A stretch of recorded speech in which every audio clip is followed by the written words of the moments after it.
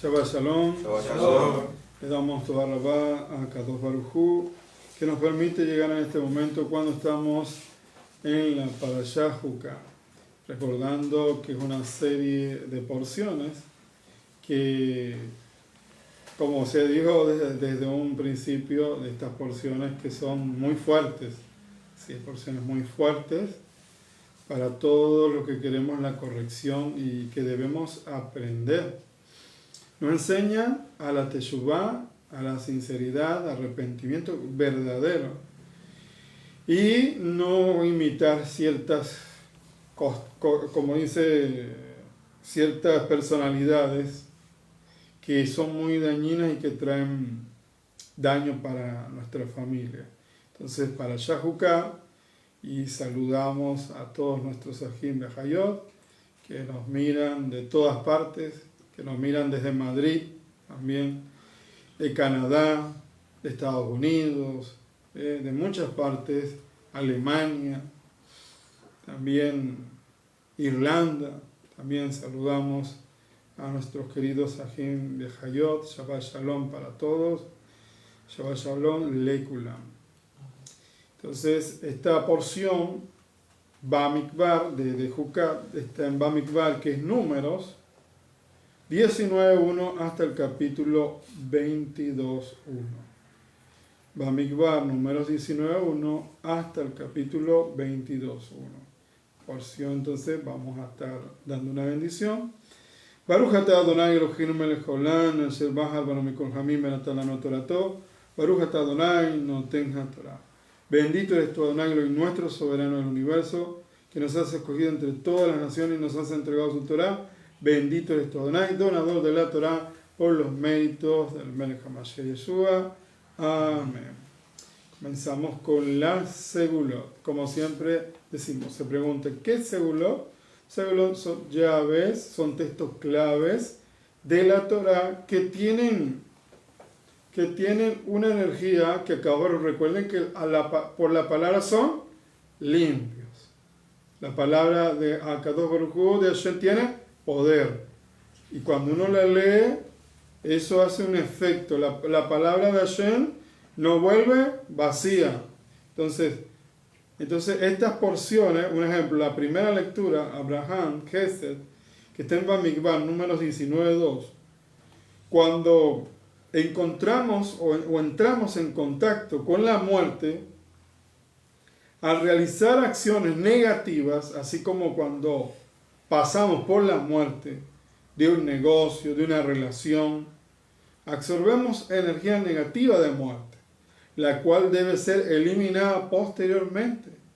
El proceso de eliminación de esa energía de muerte involucra a una vaca roja. Los mandamientos que tienen el nombre de Jud están conectados de una manera especial con el Mashiach. Como aquí tenemos la Jukah por excelencia, hay una conexión muy íntima en todo este rito con el Mashiach, con el Mesías, a través del poder de la lectura recibimos una limpieza de la energía de muerte. Recuerden esto, nunca lo olviden. Los mandamientos Jud tienen una conexión impresionante con lo que es respecto al HaMashiach. Por eso son mandamientos que las personas no le encuentran la lógica en la Torah, pero tienen una conexión con HaMashiach. Segunda lectura. Ishat Geburah, Bamikbar 19, números 19 y 18. Una hierba medicinal. Aquí habla, ya vemos, de botánica acá. Hierba medicinal llamada hisopo, que se mezclaba con la ceniza de la vaca roja, con el fin de purificar. Esta lectura nos da la oportunidad de conectar con el poder sanador de todas las hierbas. Recuerden, en estos días estuve revisando de nuevo lo que son, hay plantas que acabó Baruj Hu hizo. Es bueno, antes de tomarlas, leer esta lectura. Hisopo. Purifícame con hisopo. Recuerden eso que dice el Teilín. Y también, acá Baruj Hu colocó en las plantas la medicina que necesitamos. en los vegetales. ¿Usted cree que siempre mandan muchos vegetales? ¿Por qué? Porque allí Akadosh Baruj Hu colocó la medicina para muchas enfermedades. Y antes, en los tiempos antiguos, se utilizaban las plantas. Y de ahí sacan el principio activo. Pero ¿quién hizo el principio activo? ¿Cómo yo hago que mi cuerpo sea de beneficio? Dando una bendición, haciendo lectura, y después me tomo eso. ¿Por qué? Porque las palabras se van al agua. Y ahí en el agua hacen como que una sinergia y hacen que se aumente la fuerza, porque Akadosh Baruj Hu fue que creó esa planta. Entonces, la vibración también de las palabras. Eso es correcto. Entonces, tercera lectura. Yaakov Tiferet Bamidbar 28. Dice el paso: toma la vara y reúne la congregación. Tú, Aarón y tu hermano, habla la peña que has visto de ellos.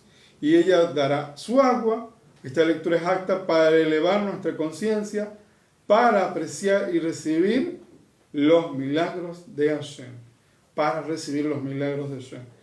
A veces la persona se desvía y no se da cuenta que cuando Akadosh Baruj Hu envía algo que puede ser ilógico, usted tiene que hacerlo aunque usted no le encuentre la lógica. Un ejemplo, Yeshua cuando agarra barro del suelo o agarra saliva, primero dice Efatá, agarró saliva y le colocó saliva ahí. Eso es algo ilógico. Dice, ¿cómo? ¿Para qué le puso saliva? O como le hacen a los niños acá, que le llaman salivita, que le dicen. Sí, cuando tiene una llaguita, una cosa, le ponen saliva. Bueno, a veces, con mucha emuná, y si Akadosh Baruj Hu lo envió a hacer algo, se producen estos milagros. Y bueno, acá este texto, porque háblale una roca. ¿A qué le voy a hablarle una roca yo? Entonces, ahí está el detalle. La obediencia es el mayor esfuerzo que puede hacer el ser humano cuando no tiene lógica, te eleva más. Espiritualmente, la persona se eleva más cuando hace un mandamiento que no tiene lógica. Sí, así es la Torah. Porque tiene un grado de mucha emuná. Eso se llama, tiene otro nombre, ahora se me olvidó ese nombre, pero eso es algo superior, que la persona es una emuná especial, que nunca, ¿será que Alá me va a responder? No, responde, él sabe que le va a responder. Bitajón, correcto, ahí está, bitajón. Es una confianza extrema. El que cree en los mandamientos que no se entienden, es una emuná muy extrema y es bitajón. Confía, por más que vea todo negro, él sabe que Alá le dijo que iba a hacer y lo va a hacer. Por más que vea imposible la cosa.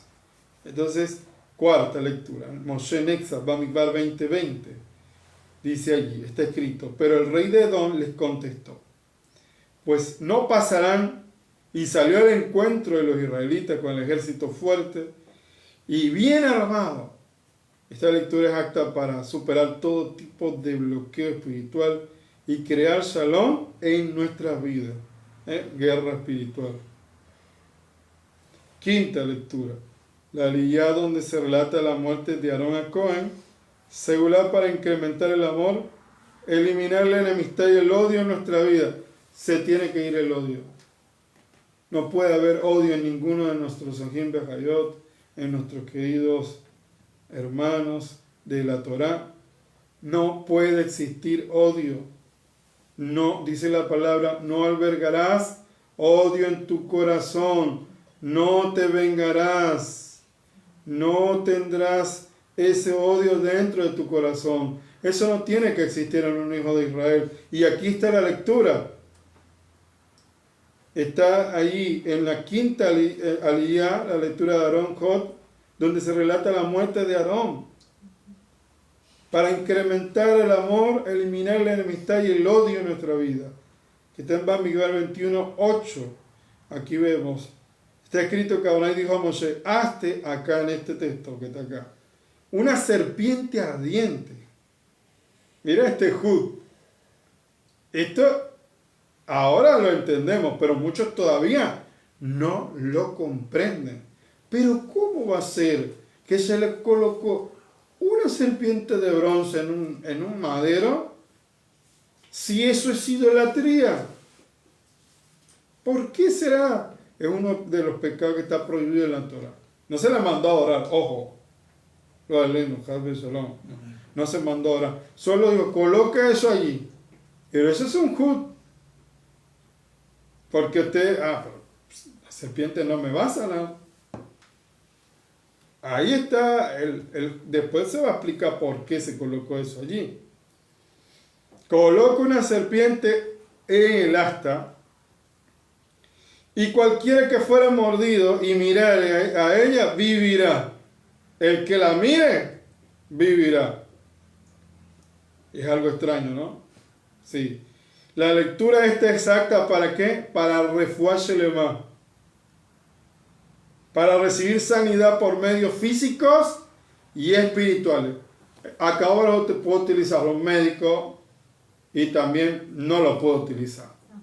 Pero cuando él te mandó con el médico, tienes que ir. No, pero yo no quiero. Pero si el Abba lo permitió.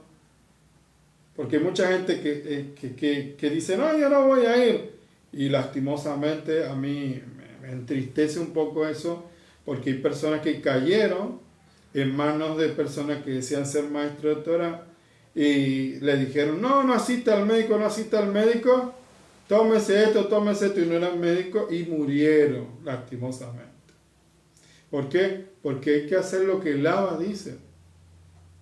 A veces con medicina, a veces por medios espirituales, medios físicos o medios espirituales. Acá ahí en el Tanat, alguien le dijo, mira, colócate un cataplasma de higo con venda y se te va a curar la llaga.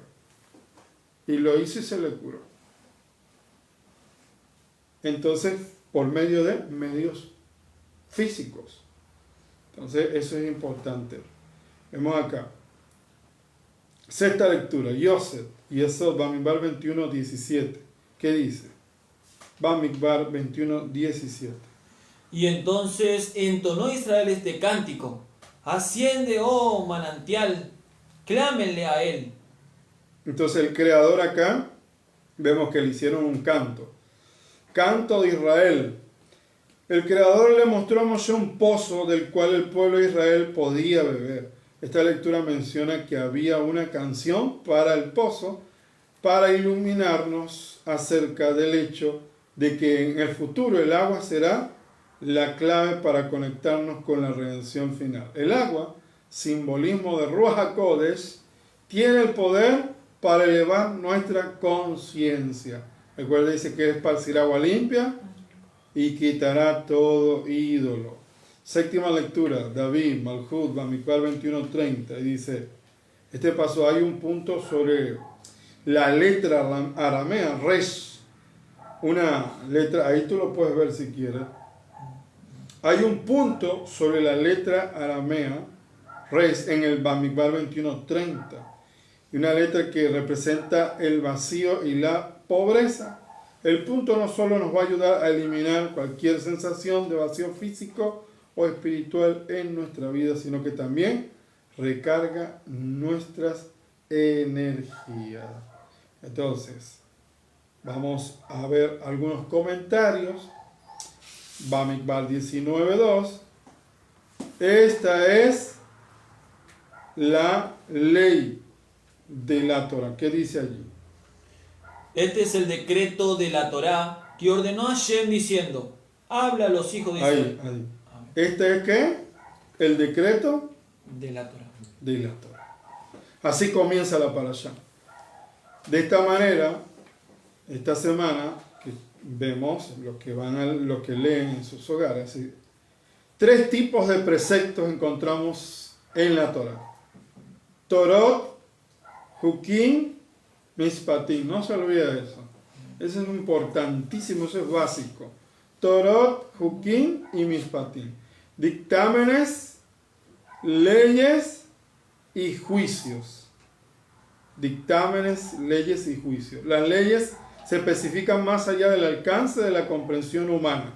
Vean eso.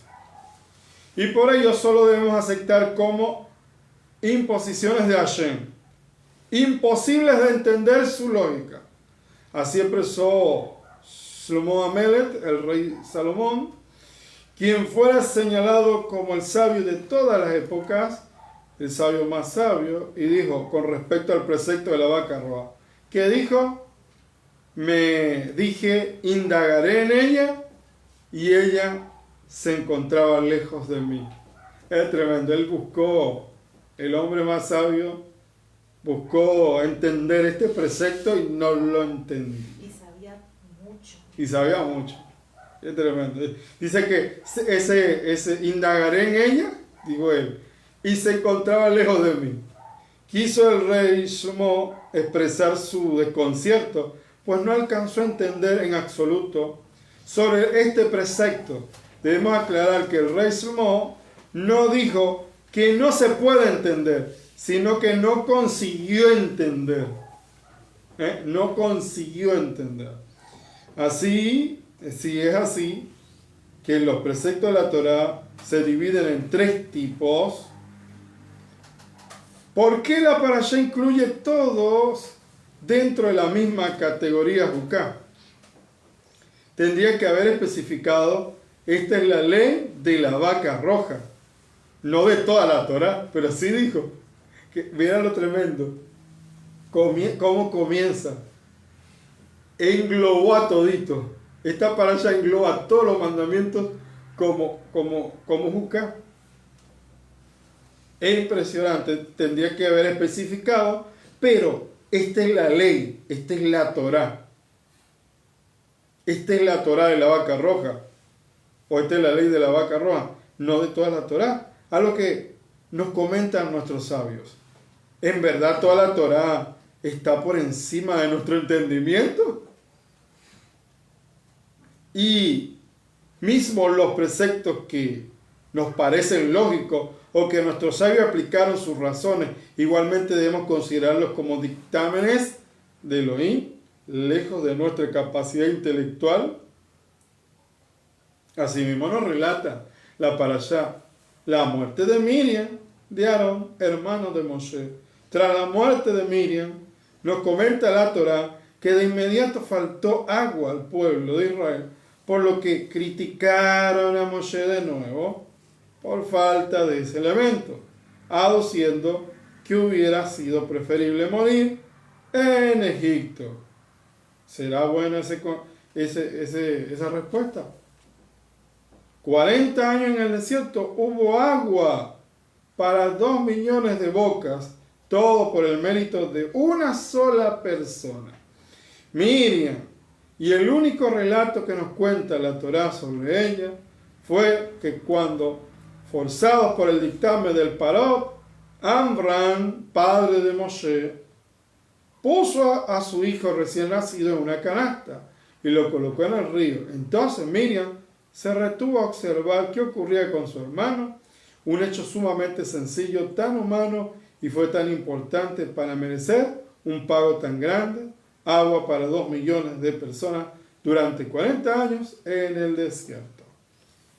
Los libros de la historia están repletos de grandes hombres que realizaron hazañas en pro de la humanidad, cambiaron su trayectoria, pero nunca encontraremos el relato de alguien que hizo un pequeño acto de bondad, como fue de preocuparse unos minutos por un recién nacido.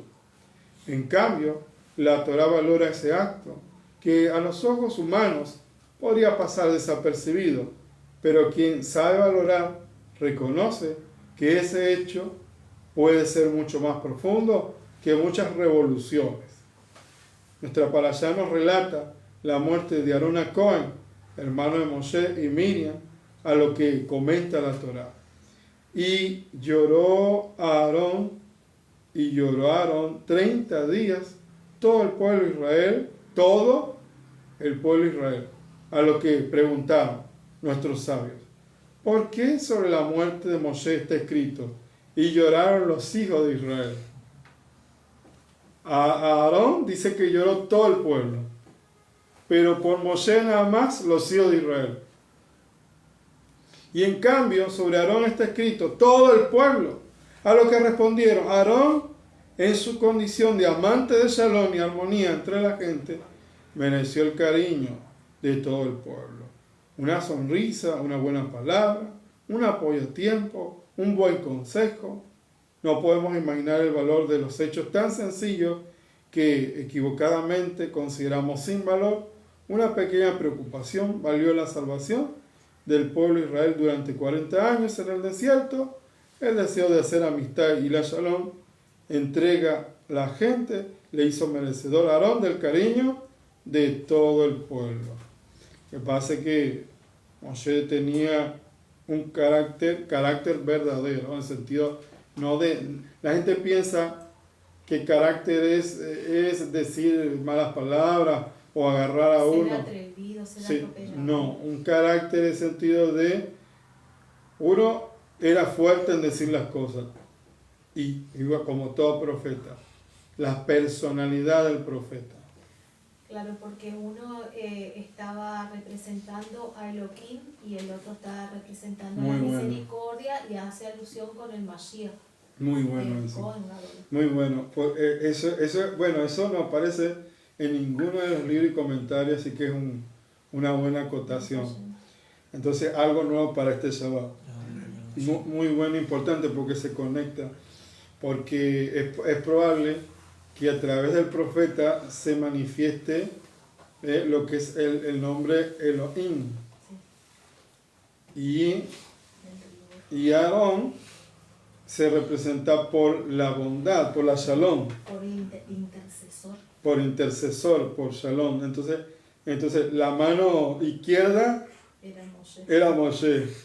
Y la mano derecha, y justamente Yemin Hashem, que trae la salvación y que trae el perdón. La mano derecha. ¿Y quién intercede? Y la mano derecha de Hashem. ¿Y quién representaron a Cohen? El Hamashiach. Es tremendo, ¿no? Pero es verdad, buena esa. Así que tienen algo nuevo. Representa el nombre de 4 letras. Sí, lo tenía acá grabado en la corona. Entonces es muy importante. Entonces, ahí está la cosa. ¿Cómo quieres conocerlo? ¿Por Elohim o por su mano derecha? Ahí está el látigo en el profeta. Sí. Para que te cure. Entonces entonces como que no lloraron los hijos de Israel nada más y lo demás hasta ahí.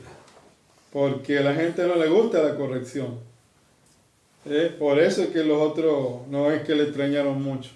Por eso Moshe decía, cuando yo parta de esta tierra, yo sé que ustedes se van a portar. Están esperando que yo... Sí, él decía eso. Él decía, lo hicieron enojar al hombre más humilde de todos, con la humildad más extrema del mundo. Imagínense, nosotros no aguantamos estar ahí. Mucha gente quiere ser líder. Bueno, lo vamos a colocar con la gente del desierto. A ver dónde va a llegar.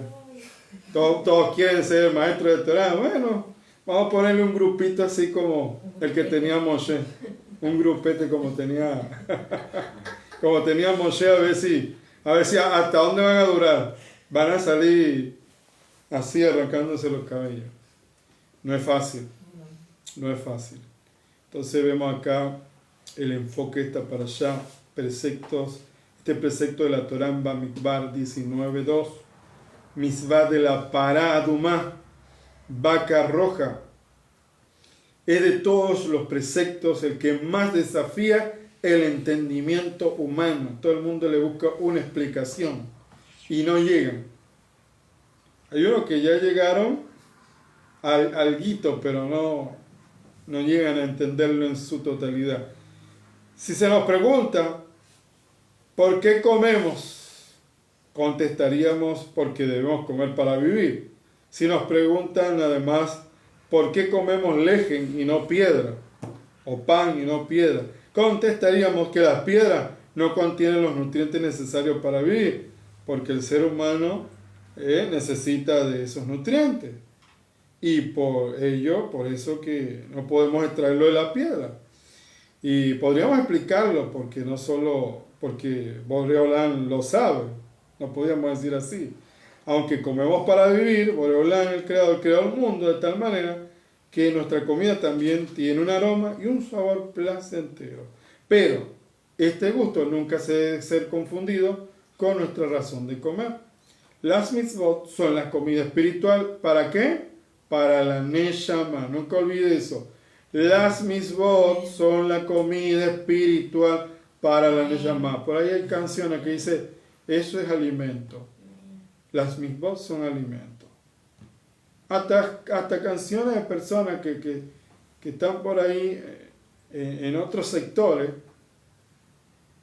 que dicen que los mandamientos son alimentos. ¿Para qué alimentos? Para la Neshama. Porque con una mitzvah particular sostiene nuestra alma, nosotros podemos saberlo más de lo que sabemos sobre el por qué una proteína en particular sostiene nuestro cuerpo.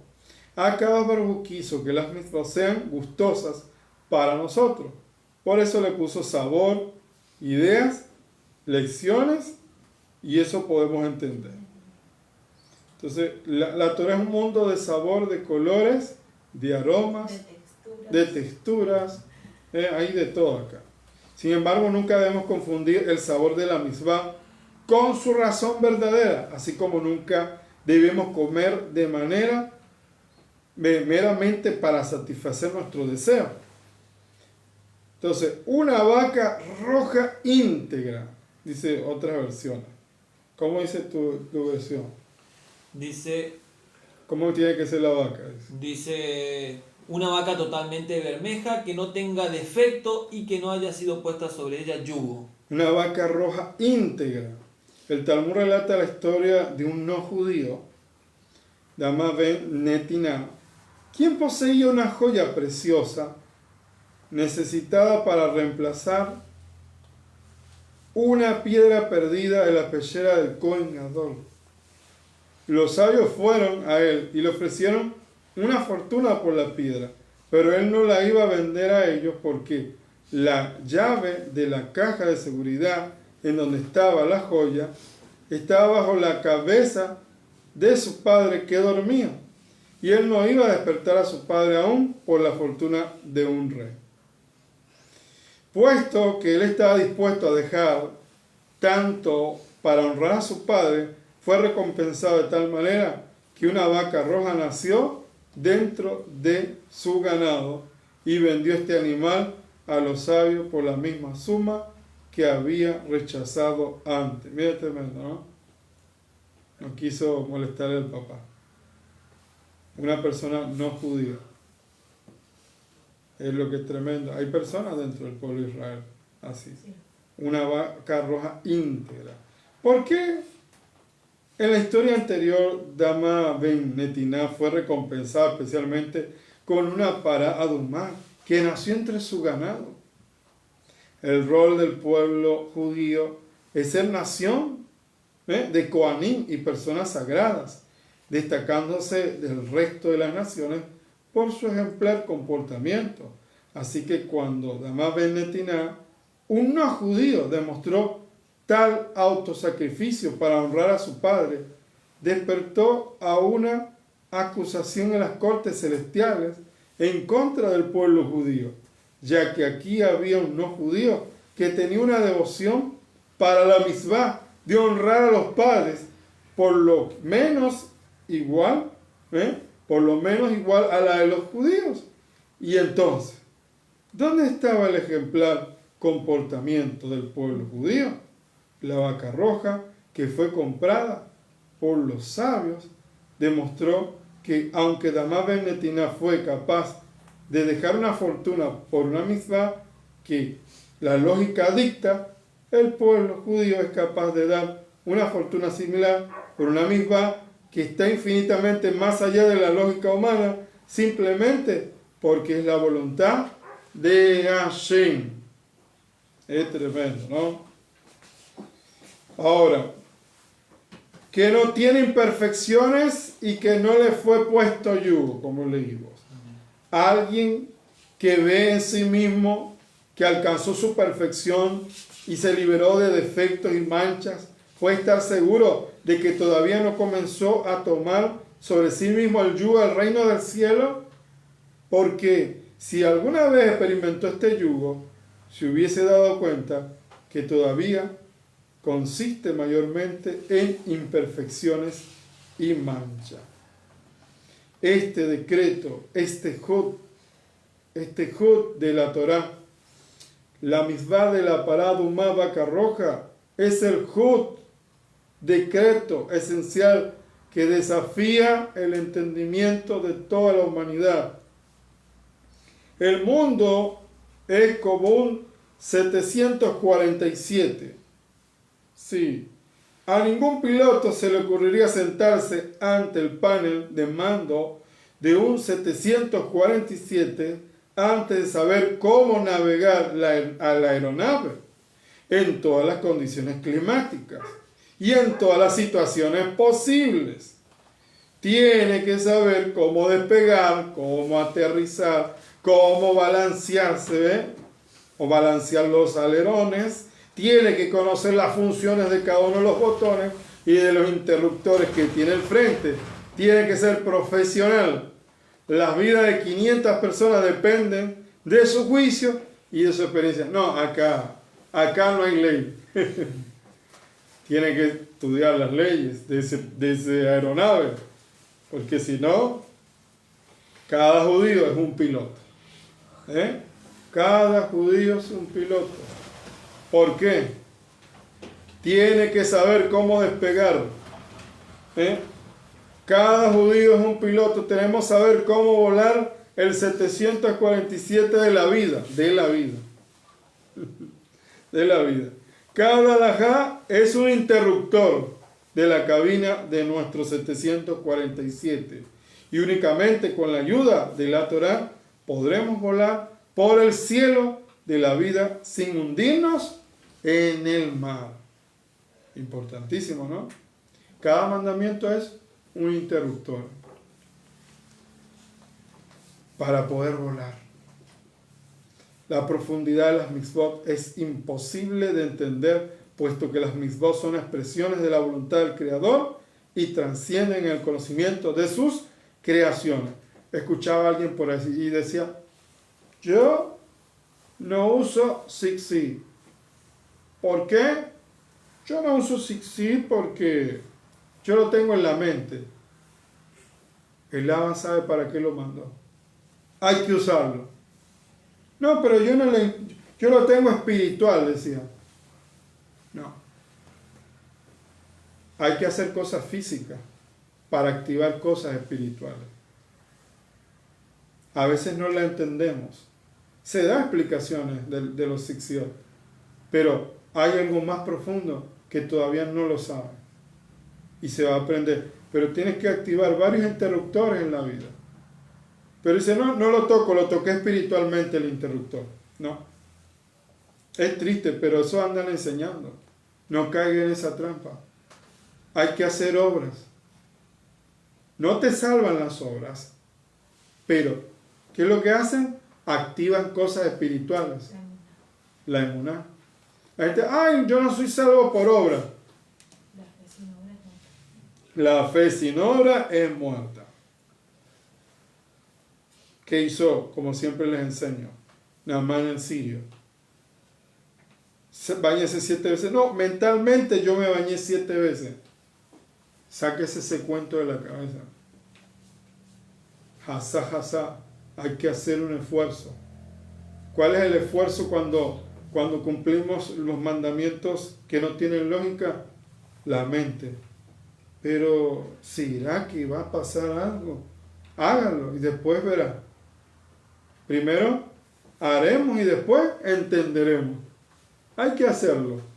Después lo entenderás por qué. Muchos de nuestros hermanos judíos ellos ya se dieron cuenta en algunos mandamientos. El tzitzit salvó a muchos soldados. Los tefilín salvaron a muchos soldados. El guardar Shabbat le salvó la vida a muchas jóvenes secuestradas. A las mujeres que guardaron Shabbat guardó Shabbat aún en cautiverio. Y a Kadosh Baruj Hu respondió allí: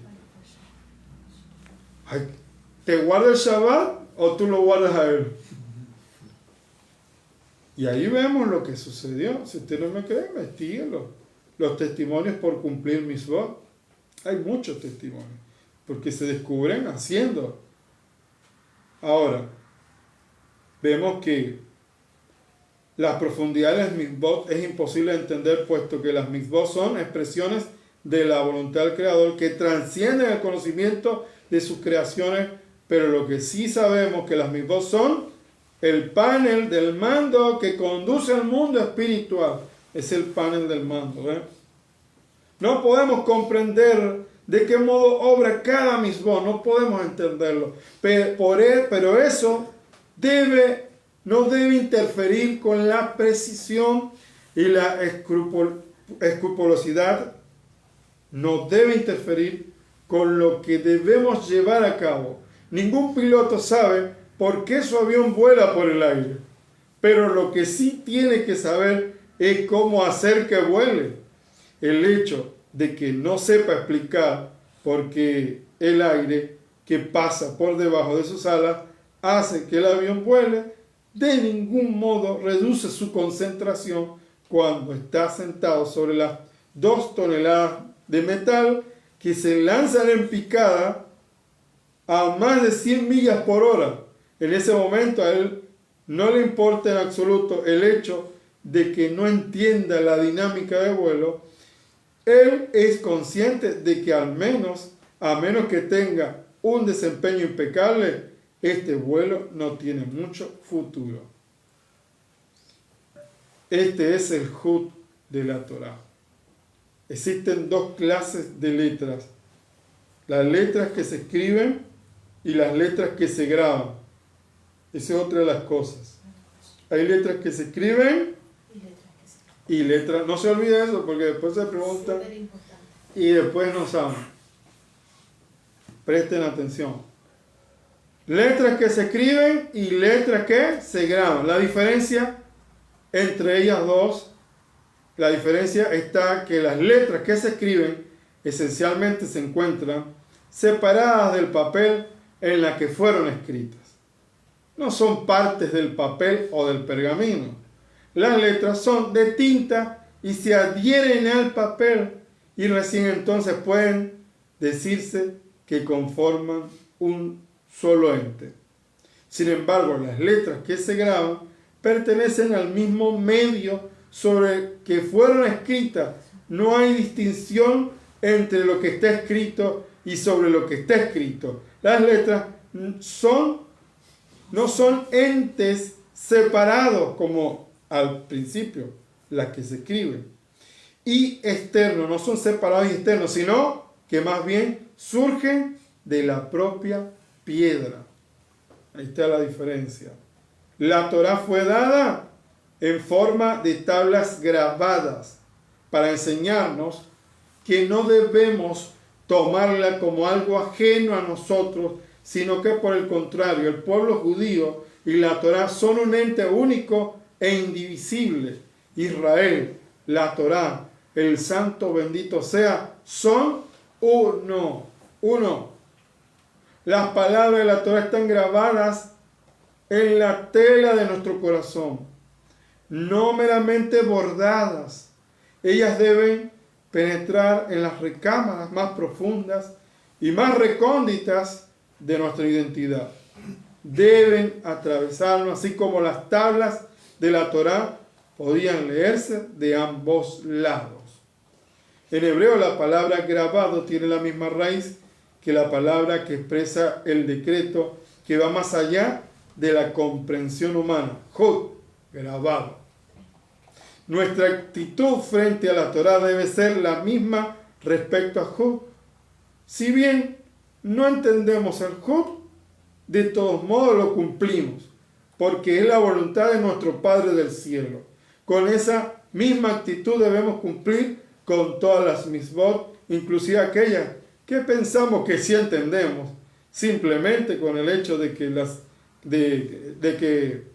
que todas las misbot, inclusive aquellas que pensamos que comprendemos, que entendemos, de que están grabadas en la tabla de nuestro corazón, como los decretos del Rey de Reyes. Entonces, Moshe elevó su brazo, Bamidbar 20:11, Bamidbar 20:11. 20:11 dice: y levantó Moshe su mano y golpeó la roca con su cayado 2 veces. 2 veces. Si alguna vez, bueno, yo no sé si acá jugaron golf, pero bueno, sabrás, el que juega golf, sabrás lo importante que es elegir un buen palo. ¿Sí? Ellos eligen un buen palo. A veces, como cuando se juega en una pista de golf, conviene un palo de madera, pero si juegas sobre arena es mejor un palo de hierro, mientras que uno de madera prácticamente no sirve para nada. Todo depende de usar la herramienta correcta para el trabajo que haga falta. El palo de golf de un judío es su voz. El palo de golf de un judío es su voz. Gran parte de lo que hacemos, lo hacemos con la voz. La tefilá, el rezo, el estudio de la Torá y las bendiciones. Esa es la vara. Como dijo Ichar, cuando palpó los brazos de Jacob cubiertos de pieles de cabra. La voz es la voz de Jacob y las manos son las manos de Esau. En Bereshit 26:22. La voz le fue dada a Jacob y las manos a Esau. El poder interno que emana del corazón es la voz y las manos es el dominio de Esau. En nuestros días es Esau el que envía hombres a la luna, el que construye ciudades de vidrio y de acero que arañan el cielo, el que se sumerge en la profundidad del océano. Esau sabe muy bien cómo usar las manos. Y si bien Jacob también puede competir con Esau en estos campos, en realidad no está jugando con su palo ideal. Cuando Moshe golpeó la roca, en vez de hablarle, estaba enviando un mensaje que contradecía la esencia fundamental del pueblo yehudí. Es como si hubiera dicho: la voz no es adecuada. Hay que usar las armas de Esau, las manos de Esau. El poder del pueblo yehudí no está en los brazos, está en la voz que se eleva en una plegaria, la voz de la humanidad, la voz que resuena en las salas de estudio. Ese es el único palo que hace falta. La voz. A veces queremos usar esta, queremos usar las manos de Esau, porque es nuestro hermano. Y Don es nuestro hermano, sí. ¿Y qué pasa? Entonces, a veces como andamos mucho tiempo con nuestro hermano, queremos usar las manitos, queremos usar el palo físico. Pero usted dice: no, recuerda que eres un yudí, el poder tuyo está acá. ¿Y qué pasó con Moshe? Ahí estaba enojado, quería usar las manos de Esau. Sí, lo hicieron enojado. Entonces, ¿dónde está el poder? En la boca. Para el yudí, para el que dice que es de Israel. Una vaca roja pura. De nuevo volvemos a decir: a nosotros nos cuesta imaginar, pero no hace mucho tiempo había personas de apariencia normal que demostraban poseer poderes extraordinarios. Existe literalmente cientos y cientos de historias acerca de Yehudí en la época de la Segunda Guerra Mundial que arriesgaron y renunciaron a sus vidas antes que transgredir el más minúsculo de los preceptos de la Torá, aunque usted no lo crea. Una de esas almas apartadas fue Rabbi Shmuel David Ungar, líder espiritual de Nitra. Rabbi Ungar tenía fama de persona kadosh, de gran maestro, fama que iba más allá de su nativa Eslovaquia. Al comienzo de 1944, Rabbi Ungar huyó a los bosques de las afueras de Nitra para escapar de la deportación de los fascistas. A pesar de que estaba muriendo de hambre, no hizo el más mínimo compromiso en su observancia de la ley de la Torá. Con el paso de las semanas se puso más y más débil y un amigo consiguió unas cuantas uvas, solo Hashem sabe de dónde, y le rogó que las comiera. Y él contestó: ¿cómo las voy a comer ahora? Si las uso ahora, no voy a tener vino para hacer kiddush el viernes a la noche. ¿Acaso un yudí tiene derecho a disfrutar de un puñado de uvas cuando no tiene vino para santificar el próximo Shabbat? Cuando llegó el invierno, se empezó a deteriorar su salud. No obstante, siguió pasando horas sumergiéndose en el estudio de la Torá, a pesar de la pesada nieve y el frío amargo. Víctima del hambre y de la inclemencia del clima, Rabbi Ungar dejó este mundo unas cuantas semanas antes de la caída del Tercer Reich. Y un judío apartado, helándose en el invierno eslovaco, al que la lógica le dice que coma las uvas y después se preocupe del Shabbat. Tiene el poder de ignorar los retorcijones del hambre en su estómago. ¿Para qué? Para no perder la oportunidad de santificar el Shabbat y aquel que lo creó. ¿Se consigue eso en estos tiempos? Persona que sufra por guardar el Shabbat, que llore por cumplir mitzvot. ¿Quién llora por cumplir la mitzvot? Bamidbar 19:2, volvemos. Si quieres lo puedes leer. Este es el decreto de la Torá que ordenó Hashem diciendo: habla a los hijos de Israel y que tomen para ti una vaca totalmente bermeja, que no tenga defecto y que no haya sido puesta sobre ella yugo. Vaidaber Adonai el Moshe Bel Aaron Lemor Sojuka HaTorah. Ahí está. Entonces, este es el estatuto de la Torah que Hashem le ordenó diciendo: di a quién, a los hijos de Israel, que te traigan una novilla, dice acá, roja, sin defecto, que no tenga mancha, sobre la cual nunca se haya puesto yugo. Este pasú dice que el mandamiento de la vaca roja es Jud, o la juká más importante de la Torá. Como hemos dicho antes, los mandamientos de carácter Jud son los que no tienen explicación lógica o que estén claros en la Torá. Los mandamientos que tienen el nombre de Jud o Juká están conectados al HaMashiach especialmente. No olvide eso.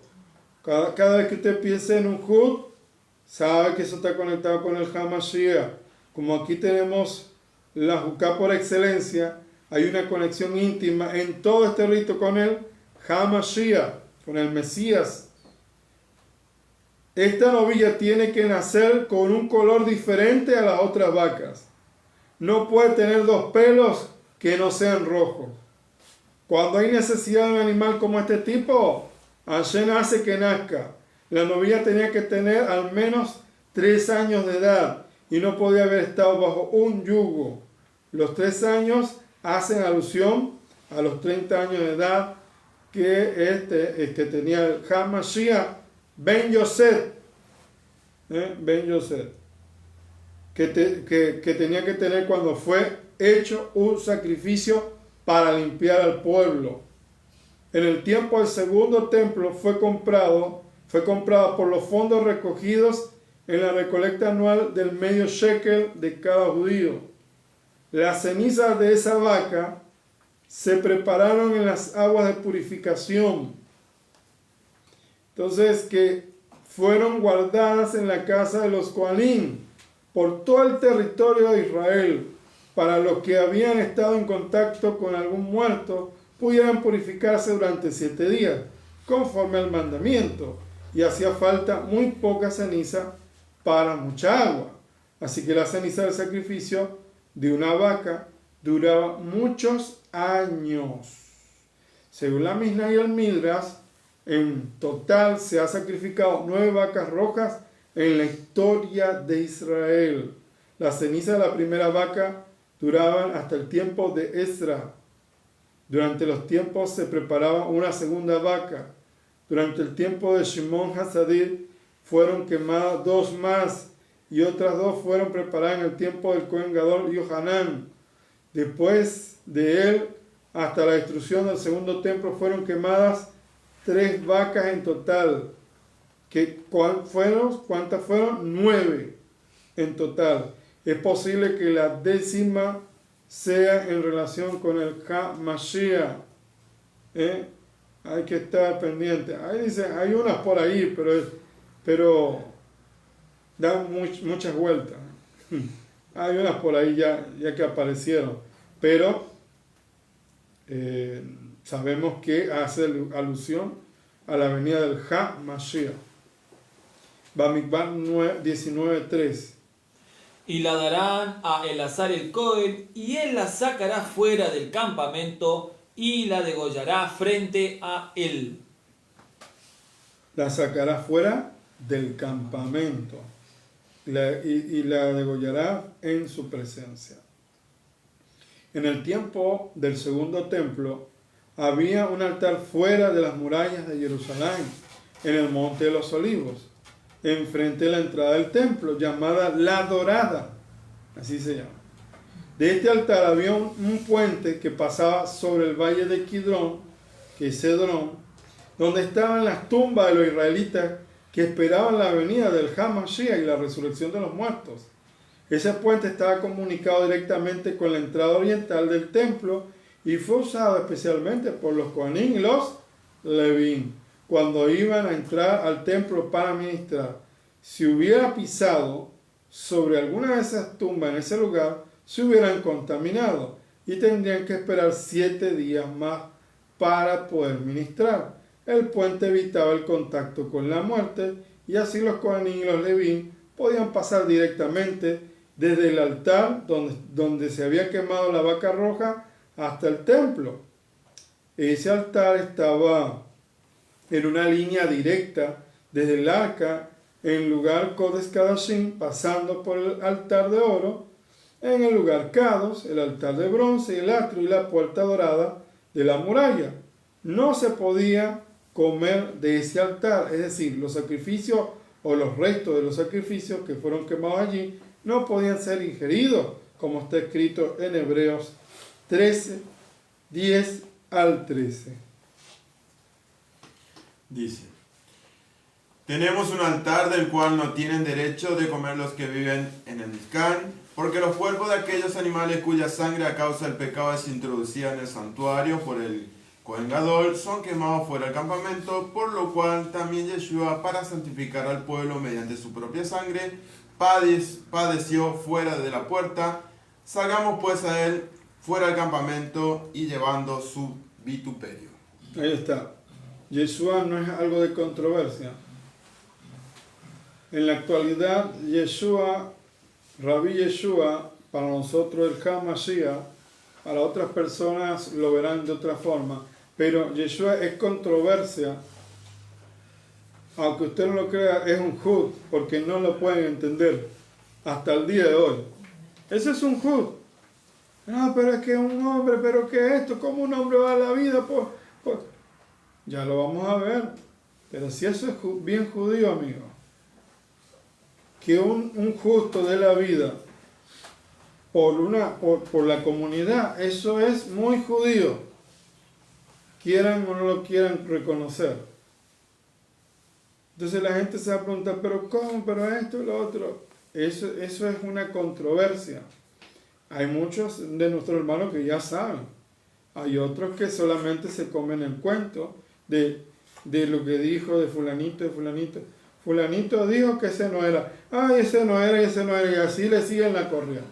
Entonces, yo no me puedo basar en comentarios o chismes, o la shon hara de muchos. Escuché a alguien que escribió en su libro que ese no era. Ajá, pero ¿él le conoció? ¿Él estuvo allí? ¿Él sabe que eso es verdad lo que está escrito allí? Entonces hay que analizarnos. Hay que analizarnos. Aquí vemos que en esos tiempos se entendió. En Hebreos 13, 10 al 13 se entendió. Se habla aquí de nosotros en referencia a los Yudim. Nosotros los Yudim tenemos un altar del cual no tienen derecho a comer los que sirven en el templo. Aquí hay una clara referencia al altar que todavía está en el Monte de los Olivos cuando la carta fue escrita a los hebreos. En esa misma línea que llegó desde el lugar Kodesh Kadashim, pasando por los 3 altares y subiendo hasta el Monte de los Olivos. Nuestro Mesías Yeshua fue ofrecido como sacrificio expiatorio por los pecados de Israel y las naciones, en un lugar donde el Monte de los Olivos tenía que haber muerto para cumplir la imagen que proyectaba la sombra del culto del templo. Bamidbar 19:4. Y tomará Eleazar el Cohen de su sangre con su dedo y salpicará hacia el frente de la tienda de reunión de su sangre 7 veces. 7 veces hacia el frente. El Cohen encargado de sacrificar la vaca roja recoge algo de la sangre en su mano izquierda y sumerge su dedo índice derecho dentro de ella y salpica en las direcciones de la entrada del templo, que se puede ver desde la montaña. Esto nos muestra que el lugar donde fue quemada la vaca roja tenía que estar situado enfrente de la entrada del templo, en línea recta. Está escrito que los animales siempre tenían que ser sacrificados delante de Hashem, es decir, al oriente del lugar Kadosh. Es como si Akadosh Baruj Hu estuviera mirando desde el lugar Kodesh Kadashim, pasando por el velo y luego hacia afuera en dirección al occidente. Por lo tanto, también el sacrificio del Mashiach tenía que ser hecho delante de la entrada del templo de Jerusalén, en el Monte de los Olivos, y no detrás del templo, como indican 2 tradiciones cristianas.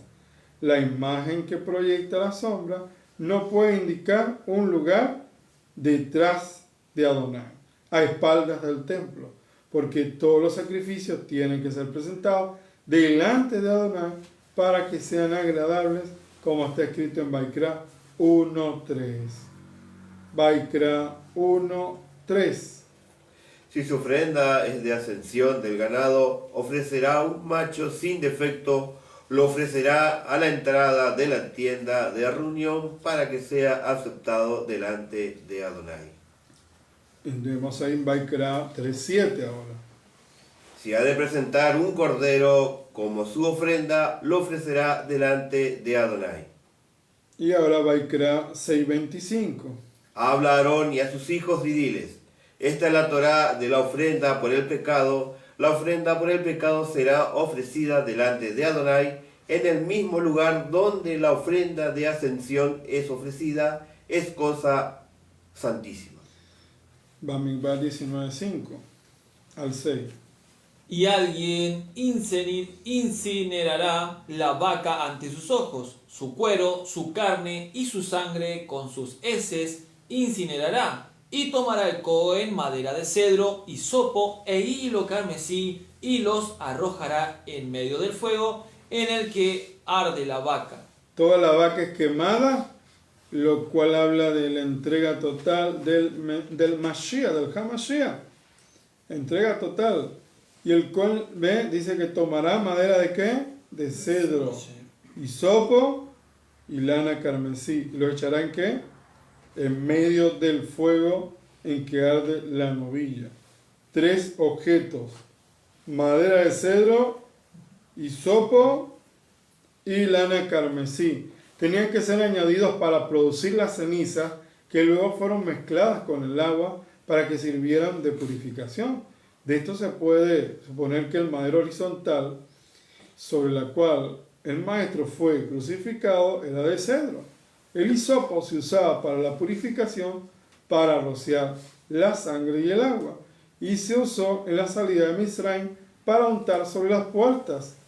Se usó para la purificación de los leprosos, de los que tenían Zerat, y aquí se usa otra vez para purificar la contaminación de muerte. Hebreos 9, 19 al 22. Hebreos 9, 19 al 22.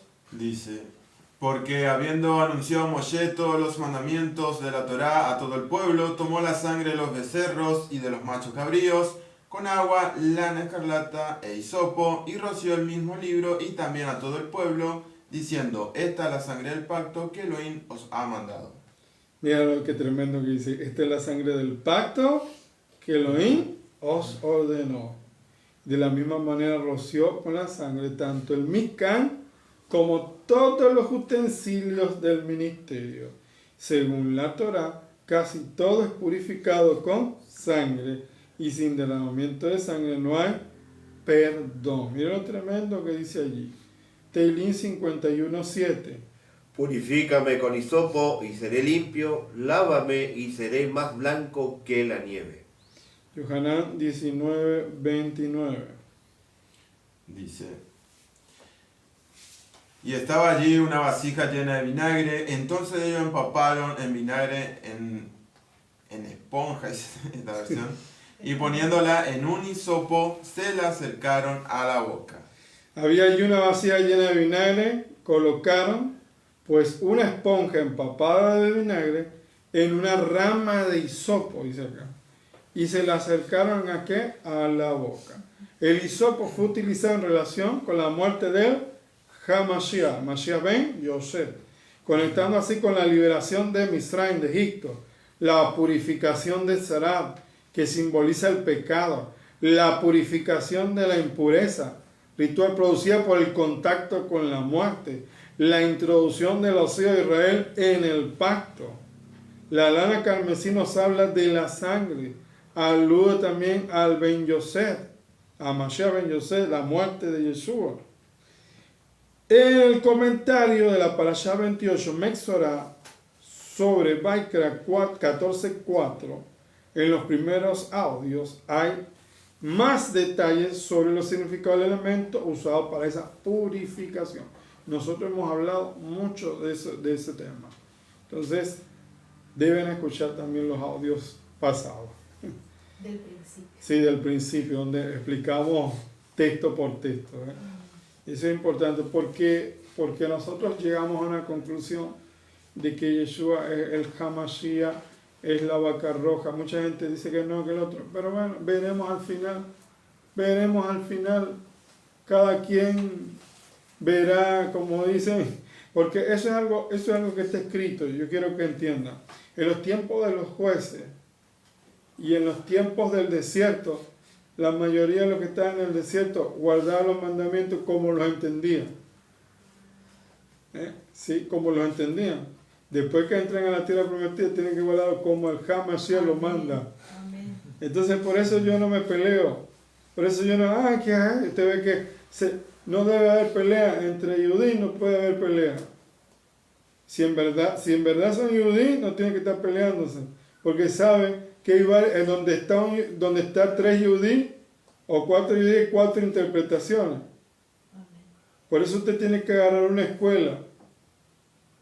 Esta es la escuela que cree que Yeshua es el HaMashiach. Hay otra escuela que creen que el Mesías es el Nilson y otra que creen que el Nachman es el Mesías. Entonces vamos a respetarlo. Pero no me voy a meter en esa idea porque nosotros ya tenemos claro. Ni nos vamos a poner a hablar mal ni a faltar el respeto. Dice, no, pero tú no eres judío. Sí eres, no eres, y así se va. Bueno, lo veremos al final. Tú dices que no, bueno, vamos a verlo al final. Y ahí va a ser la gran sorpresa. Entonces, esta es lo que nosotros entendemos y comprendemos y lo que el Lao nos ha enseñado. Muchos tendrán otras visiones, pero esta es la idea y respetamos las demás, pero no caemos allí. Recordando siempre esto, cada uno hacía el mandamiento como lo entendía. Eso el Lao le mostró a mi esposa. Sí, una vez estábamos allí hablando y Lao le dijo, mira, sí pasa en estos tiempos, el Lao le mostró que estamos en esos tiempos. Cada uno hacía como bien le parecía. Como bien le parecía, eso está escrito. Que cada uno hacía como entendía, pero después que cuando se entre a la tierra de Israel, cuando venga el HaMashiach, no el que dice que si es el Mashiach no lo es, él va a decir, acá va a guardarse así y así, y ahí se va a acabar, que a mí me gusta así, que a mí me gusta que me parece así, que tú no eres el Mesías, que bueno, ahí veremos. Ahora 19:9, Bamidbar 19:9. Y reunirá un hombre puro la ceniza de la vaca y la pondrá fuera del campamento en un lugar puro, y será para la congregación de los hijos de Israel salvaguardia, como agua de rociadura para purificación es. Entonces, a un hombre que esté limpio juntará la ceniza de la novilla. ¿Y dónde las va a depositar? Fuera del campamento, en un lugar limpio. La congregación, los hijos de Israel, la guardarán para el agua de la impureza. Es una ofrenda por pecado. Las cenizas de la vaca roja fueron divididas en 3 partes. Una parte puesta en el monte de los olivos, otra parte fue colocada en el Gel, el área rodeada del atrio del templo, y otra parte fue dividida en 24 grupos de los Kohanim que se servían en el templo. Según la Mishnah, la parte de la ceniza que estaban en el monte de los olivos fue utilizada para consagrar a los Kohanim Gedolim, para poder preparar otras vacas rojas. Las cenizas que fueron guardadas en el Gel servían para las generaciones futuras. Según la ordena este pasú, las cenizas que estaban entre los Kohanim en la tierra de Israel servían para que se pudiera purificar los hijos de Israel que estaban en las demás ciudades. Y Yohanan, vamos a ver, Yohanan 2, vamos a ver 1 al 12. Dice: Este estaba en el principio, este era el verbo era con Elohim y el verbo era con Elohim. 2, 1 al 12. Yohanan 2, 1 al 12. Al tercer día se hicieron unas bodas en Caná de Galilea y estaba allí la madre de Yeshua y fueron también invitados a las bodas Yeshua y sus talmidim. Hasta el 12. Y faltando el vino, la madre de Yeshua le dijo: ¿No tienen vino? Yeshua le dijo: ¿Qué tienes conmigo, mujer? Aún no ha venido mi hora. Su madre dijo a los que servían: Haced todo lo que os dijere. Y estaban allí 6 tinajas de piedra para agua, conforme al rito de la purificación, en cada una de las cuales cabían 2 o 3 cántaros. Yeshua le dijo: Llena estas tinajas de agua, y las llenaron hasta arriba. Entonces le dijo: Sacad ahora, llevadlo al maestresala, y se lo llevaron. Y cuando el maestresala probó el agua hecha vino, sin saber él de dónde era, aunque lo sabían los sirvientes que habían sacado el agua, llamó al esposo y le dijo: Todo hombre sirve primero el buen vino, y cuando ya han bebido mucho, entonces el inferior, mas tú has reservado el buen vino hasta ahora. Este principio de señales hizo Yeshua en Caná de Galilea y manifestó su esplendor, y sus talmidim creyeron en él. Después de esto descendieron a Capernaum, él, su madre y sus hermanos y sus talmidim, y estuvieron allí muchos días. Entonces, 6 tinajas tenían allí que fueron usadas. ¿Y para qué eran las tinajas, dice allí? Purificación. Para purificación. Ahí estaban las tinajas, ¿ves? Que fueron usadas por Rabbi Yeshua para transformar el agua en vino. Y eran las que normalmente se usaban para la purificación que habían entrado en contacto con algún cadáver. Las cenizas de la vaca roja fueron mezcladas con mucha agua. Cada tinaja tenía 2 o 3 cántaros y un cántaro equivale a 40 litros de agua. Así que con las 6 tinajas llenas de agua hubo una transformación de unos 600 litros de agua en vino. Miren eso, 600 litros de agua en vino que se ve en la boda, se hizo en la casa de algún Cohen. Por eso se dice que, porque tenía esas tinajas especiales. Entonces se ve que se hizo en la casa de un Cohen. 19:16, Bamikvah. Dice: y todo aquel que toque en campo abierto un ser humano abatido por la espada, o uno que murió por causas naturales, o un hueso humano o una tumba, permanecerá contaminado 7 días. Entonces, no solo con el contacto físico con un cadáver produce impureza ritual de primer grado, sino también por tocar hueso humano, aunque sea viejo, o pisar sobre una tumba. Esta es la razón por la que se blanqueaban los sepulcros para que nadie los pisara y quedara impuro innecesariamente. Este tipo de impureza ritual no es eliminada al menos que uno pase una semana de purificación y sea rociado en el tercer día y en el séptimo día con agua purificadora. En el séptimo día hay que sumergirse en la mikve y así uno se vuelve puro al caer la tarde. Entonces, esa es la ley de la purificación. Bamikvah 19:17. Tomarán para la persona contaminada de la ceniza de la incineración del animal de la purificación y pondrán sobre ello agua de manantial en un recipiente. Entonces dice que se quemó para purificación del pecado, dice esta versión. Y echarán sobre ella agua viva en una vasija, agua viva. Para que el agua pueda ser viva tiene que venir naturalmente de una fuente como natural, como la lluvia o fuente subterránea. Si toca algún material que puede volverse impuro, como el metal, madera o barro, ya no es agua viva.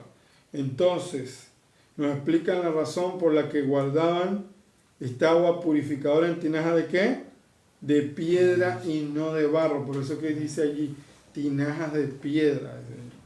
Y por eso la purificación de la mujer no puede ser en agua que sale del grifo de la No, no puede ser. Ahí está. Nunca. Correcto. No está purificada la mujer que haga eso. Las purificaciones de las mujeres, de los hombres, todo se hace con agua viva. Agua que sea de lluvia, de una fuente natural y que venga sin estar utilizando tuberías. Una mujer que se va a purificar, se va, me bañé, ya, listo. Me bañé 15 minutos en la ducha. No, eso no sirve. No sirve. Entonces, ya lo saben. Para aquellos que son nuevos, que no saben cómo es la purificación, tiene que ser de fuentes naturales. Ya no, entonces, una persona que esté en un lugar que no hay ni una ni otra. Entonces, ¿qué pide? Acabó, mándame la lluvia. Y le va a mandar su lluvia. Así que hay que pedir, el que tiene deseo, le va a mandar el agüita de lluvia si no tiene un río cerca. Y allí puede tener esa agua especial que caiga ahí para la purificación. Hay varias similitudes entre la vaca roja y el becerro de oro. Al igual que el polvo del becerro de oro, que había pasado por fuego, fue mezclado con agua y fue dado a los hijos de Israel.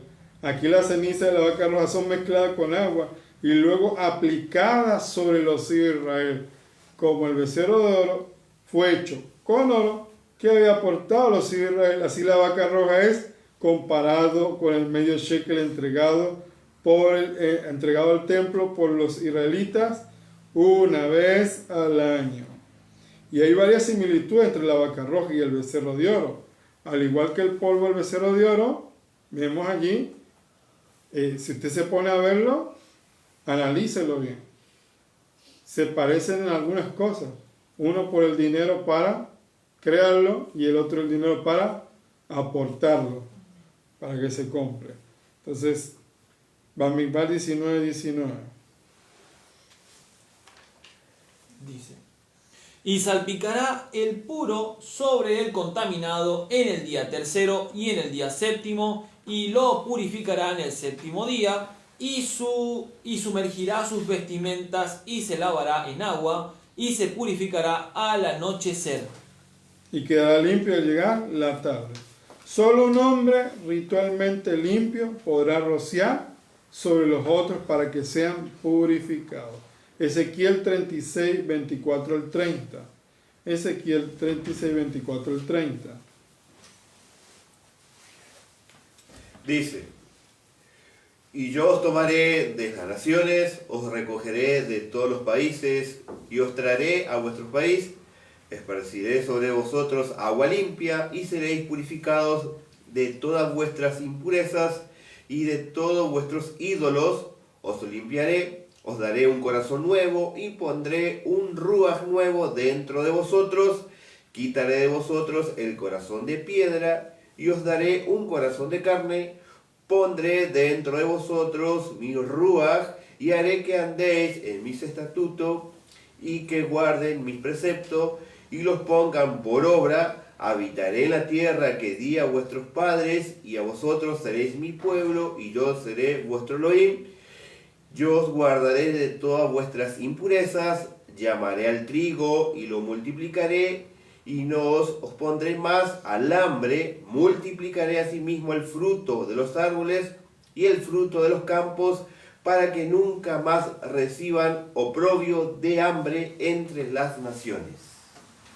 Se necesita una semana para la purificación del efecto de la muerte.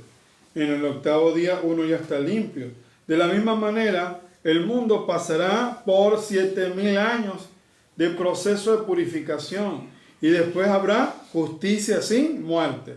El tercer día corresponde al tercer milenio de Adán, cuando los hijos de Israel salieron de Misraim y recibieron la Torá que purifica. Para el séptimo milenio vendrá el Hamashiach para purificar no solamente los que han tocado a los muertos, sino a los muertos mismos que serán resucitados. Aquí habla de dos momentos importantes de la historia: la primera y la segunda redención, el tercer milenio y el séptimo milenio. Bamidbar 19, 21.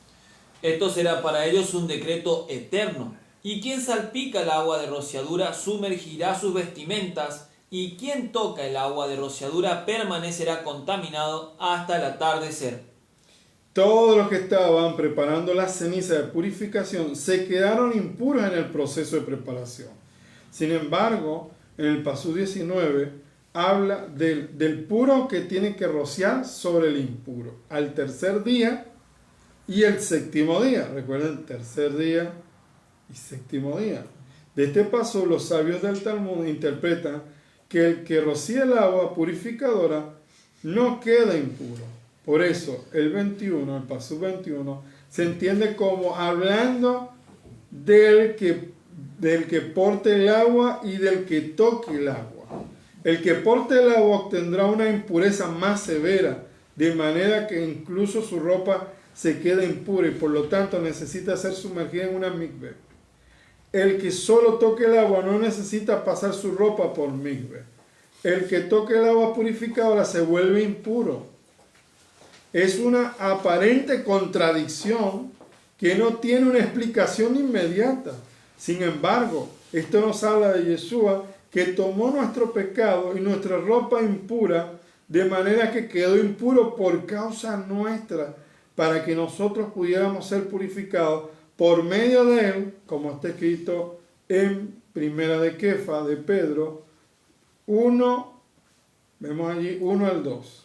Según el previo conocimiento de Elohim Padre por la obra santificadora del Ruach, para obedecer a Yahushua HaMashiach y ser rociados con su sangre, que el favor y la shalom os sea multiplicadas. 2 Corintios 5, 21. Dice, al que no conoció pecado, por nosotros lo hizo pecado, para que nosotros fuésemos hechos justicia de Elohim en él. Al que no conoció pecado, le hizo pecado. Esto debe quedarse en su cabeza. ¿Por qué en Israel, como dicen, ustedes ven muchos videos, por qué nosotros los judíos dicen, no creemos en Yeshua? Dicen. Usted va a ver por todos lados. No todos los judíos, ¿eh? Ojo, hay varios judíos que sí creen que Yeshua es el HaMashiach y que viene por segunda vez. Ahora, ¿por qué nosotros sabemos que Yeshua es el HaMashiach? Por lo siguiente, porque él se hizo pecado, se hizo maldición. Y al hacerse maldición, lleva todos los insultos. ¿De quién se habla más mal en Israel? De Yeshua. Se dice esto, se dice lo otro. Pero la gente va y se empieza a pelear. ¿Por qué hablas de Yeshua mal o esto? Lo que pasa es que Yeshua se hizo maldición. Todos esos insultos, esa persecución, todas esas cosas, nosotros la teníamos que llevar por nuestro pecado. ¿Y quién dice acá? Él se hizo pecado. Entonces, ¿cómo lo ven a él?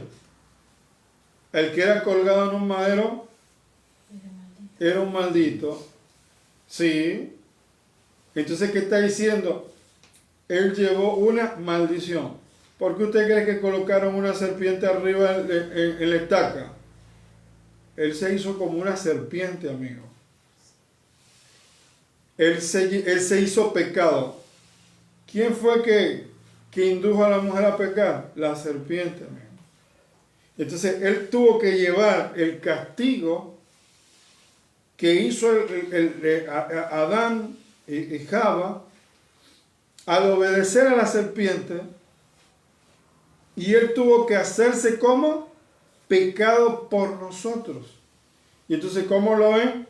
Como una maldición, como una serpiente, como idolatría. Por eso... Pero hay un pasú que dice, y mirarán a él todos los términos de la tierra, como miraron a la serpiente que estaba en el desierto. Ah, bueno. ¿Cómo lo ven? Uy, Jesús Shalom, idolatría. No es que nosotros no adoramos a Yeshua. Ojo con eso. Yeshua es el Hijo. Pero tiene el honor y la cabot. Pero tiene honor y cabot. ¿Se le rinde o no? Sí.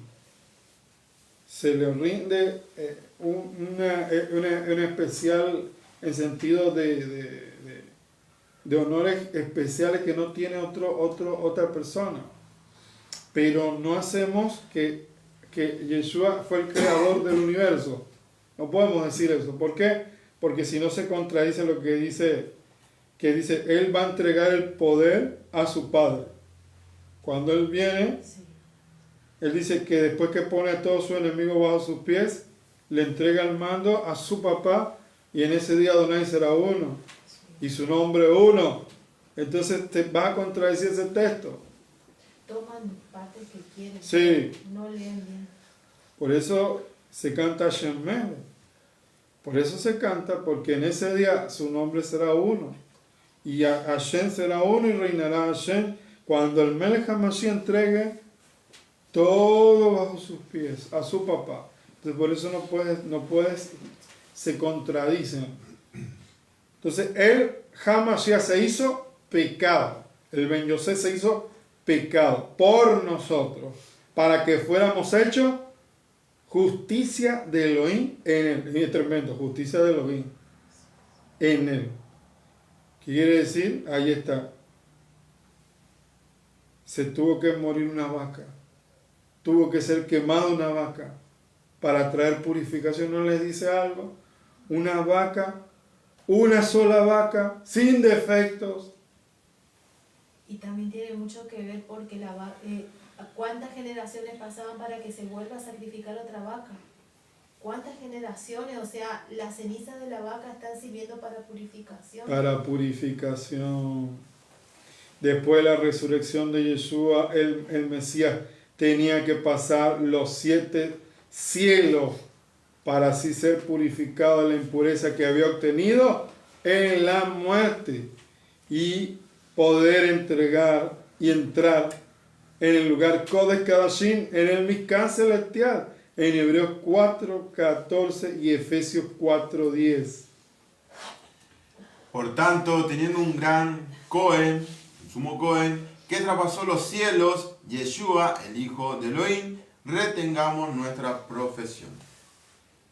Efesios 4:10. El que descendió en el mismo, que también subió por encima de todos los cielos para llenarlo todo. ¿No les llama la atención eso que dice ahí, los 7 cielos? Le llama, ahí está tremendo maestro de Torah, el rabino Shaul. Impresionante, el que es llamado Pablo. Mira lo que dice acá, los 7 cielos. ¿Qué les parece eso? Los 7 cielos representan los 7 días de purificación, después de haber estado en contacto con la muerte. De esa manera, el Padre purificó a Yeshua en el momento de ¿qué? De la ascensión. Akadosh Baruj Hu no muere, no morirá, ni es hombre, ni hijo de hombre. El Padre que hizo todo, el Padre apartado, 3 veces Kadosh, saca de su esencia a su Hijo, que sí murió y que Él mismo lo resucitó. Él mismo lo resucitó. Entonces, Zacarías 3:3-4. Y Joshua estaba vestido de vestiduras viles y estaba delante del Malach.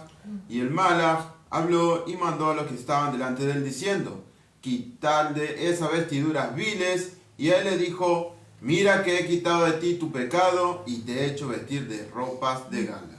Cuando Yeshua, esta es una alegoría de algo que iba a suceder en el futuro. Porque este es un Yeshua de Yehoshua, que era un Cohen Gadol. Cuando está diciendo que lleva ropa sucia, es que ¿qué representa eso? Que Él se coloca nuestra ropa sucia, nuestros pecados. ¿Y qué pasa? ¿Cómo lo ve el enemigo? Ya viene a acusar, tiene ropa sucia. ¿Y qué pasa? Se le cambia por ropas de gala porque se purificó, se limpió. Y allí se le cambia la ropa. Cambio totalmente, completamente. Bamidbar 21-2. Y llegaron los hijos de Israel, toda la congregación al desierto de Sin, en el mes primero, y se estableció el pueblo en Kadesh, y murió allí Miriam, y fue enterrada allí. Y no había agua para la congregación, y se congregaron contra Moshe y contra Aarón. Uy, se acabó el agua, se fue el agua. Y ahí empezó el problema. Según el Talmud, Miriam murió el día 10 de Aviv, a los 125 años. Después de la muerte de Miriam, se secó el agua de la fuente. Según el Talmud y el Midrash, la fuente de agua que seguía a los hijos de Israel en el desierto fue dada por los méritos de Miriam. Cuando ahora ella se murió, se secó la fuente y el pueblo se quedó sin agua. 1 Corintios 10:4. Y todos bebieron la misma bebida espiritual porque bebían de una roca espiritual que los seguía y la roca era el Hamashiach. Ahí está. Todos bebieron de la misma bebida espiritual porque bebían de una roca y que la roca que los seguía. El secreto que nos ofrece esta porción de Jukah nos permite aprender a purificarnos de la negatividad. Recuerden que esos son los méritos del Melech HaMashiach. Yeshua, que nos da eso de purificarnos. Imagínate, no tenemos el Beit HaMikdash, por eso tenemos al Melech HaMashiach. Lo que sabemos, la negatividad son capas de impureza que nos impiden ver y sentir la luz. Eso es la negatividad. Capas de impureza que nos impiden ver y sentir la luz. Exponer nuestra negatividad nos ayuda a limpiarnos de ella. A afrontar nuestros miedos nos ayuda a purificarnos. Estar abierto a recibir y experimentar aquello que más tenemos o tememos, entendiendo que es temporal y que nos ayudará a maximizar nuestro potencial. El miedo y la incomodidad traen consigo un crecimiento duradero para nuestra conciencia, como aprendimos este mes Tammuz, trae juicio estricto. Y en ese juicio estricto se pueden presentar en nuestra vida bloqueos y desafíos. El que la persona estudie y cumpla con los preceptos de la Torá, ese trabajo espiritual no lo va a dejar pasar los procesos que tenemos que pasar para corregir y transformar. Y lo que la palabra de Akadosh Baruj Hu nos promete es que al elevar nuestra conciencia cada día, con ser obedientes, con todo desafío que se presente, aunque represente un obstáculo a superar, esto nos ayudará a alcanzar la mejor versión que podamos alcanzar. Por esta razón no existen recetas mágicas, sino una mente fuerte llena de Ruach HaKodesh, para que dentro del caos puedas percibir la luz del Creador que está disponible. Cuando la persona tiene una visión de Binah Yetera, la ayuda de Ruach HaKodesh, allí es donde se conecta con la conciencia del Mashiach. Recuerden lo que dice que debemos tener la mente del HaMashiach. Los profetas nos hablan acerca de la era mesiánica, como el Malach HaMavet será atado y ya no tendrá influencia en el ser humano. Ya no habrá dolor, ya no habrá sufrimiento. Cuando el HaMashiach regrese, transformará la oscuridad en luz. ¿Y qué dice Isaías 25:8? Isaías 25:8. Destruirá la muerte para siempre y enjuagará Adonai el Adón toda lágrima de todos los rostros y quitará la afrenta de su pueblo de toda la tierra, porque Adonai lo ha dicho. ¿Por qué va a destruir la muerte? Eso es lo que trae la tumá. La impureza, el contacto con la muerte. ¿Quién la va a destruir? Dice, para siempre. Adonai lo va a destruir para siempre. Y enjuagará las lágrimas de todos los rostros, quitará lo oprobio de su pueblo de sobre la tierra, porque Adonai lo ha hablado. Entonces quiere decir que va a suceder. Uno de los preceptos más importantes que tenemos en esta parashá Juká, la porción del decreto, es acerca de la quema y sacrificio de la paraduma, la vaca roja. Era la vaca roja sacrificada y, como hablábamos, sus cenizas eran mezcladas con agua y rociadas con hisopo. Toda aquella persona que había tenido contacto con la muerte se rociaba estas aguas y se purificaba, como ya lo hemos explicado. Entonces, según el Midras, como ya hablamos, la 10ª vaca se va a sacrificar al final. Esto dice el Midras. Se va a sacrificar al final de la historia de la humanidad. El Midras dice que Mashiach Tzidkenu la sacrificará. Gracias a ese sacrificio, el Malach HaMavet dejará de operar por toda la eternidad. Es allí donde vamos a conectar con la realidad de nuestra Neshama. Pero como aún aquellos aún aquellos que no han creído en Yeshua no pueden comprender el significado total de esta parasha, entonces no comprenden que ya la 10ª vaca roja fue sacrificada por medio del cuerpo de Yeshua y por medio del Ruach HaKodesh resucitó, que lo resucitó al mismo, venciendo a la muerte. Ya ahí venció a la muerte. Ahora falta es destruirla. Eso es lo que falta. ¿Qué hizo Yeshua? Hizo lo que era la sombra profética. ¿Cuál es la sombra? La vaca roja es la sombra. ¿Cuál es la sustancia? Hamashiach. Ese es el cuerpo que muestra esa sombra de lo que iba a suceder. ¿Qué es lo que hacía la vaca roja? Quitaba la impureza. ¿Qué es lo que hace Yeshua en este tiempo? Nosotros ahora somos mortales.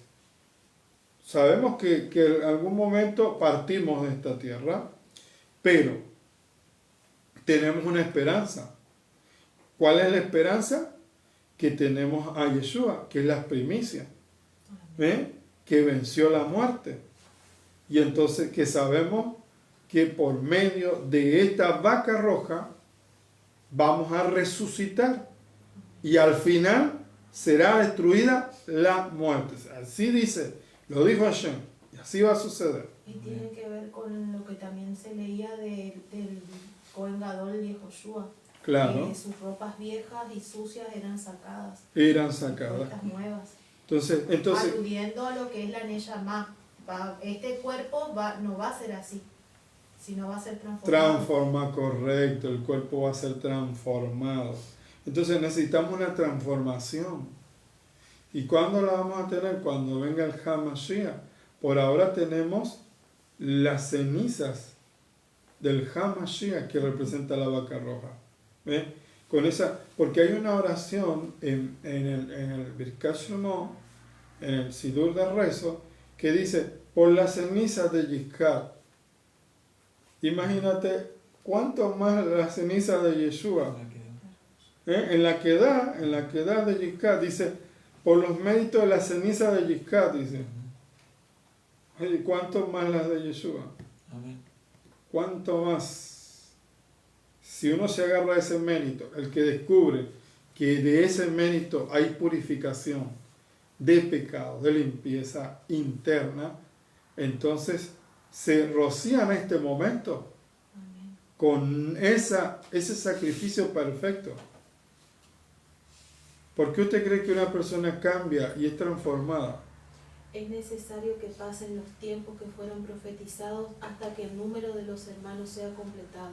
Y entonces ahí, cuando sea completado, entonces él se manifestará. Entonces ahí vemos. Entonces ahora, la mayoría de las personas cree que la realidad del ser humano es el nacimiento, la reproducción y la existencia y la muerte. Hasta ahí. Eso es la mayoría. Hasta ahí usted va a escuchar eso. Pero la realidad es que la vida humana no termina con la muerte. Lo siento para muchos que dicen, bueno, morí y se acabó todo. Bueno, si usted no me cree, bueno, búsquese otra creencia y después veremos. Cuando la gente muere es donde empieza la realidad. Este mundo es una ilusión. La verdadera vida es después de la muerte. Ahí sí lo queremos ver. Ahora tú no puedes ver nada, pura ilusión, ¿ves? Pero cuando la persona muere, lo que no se ve es eterno. Ay.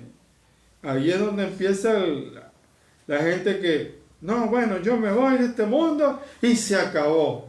Le siento mucho decirle y decepcionarlo que si usted no está en esta tierra, la cosa va a ser más complicada.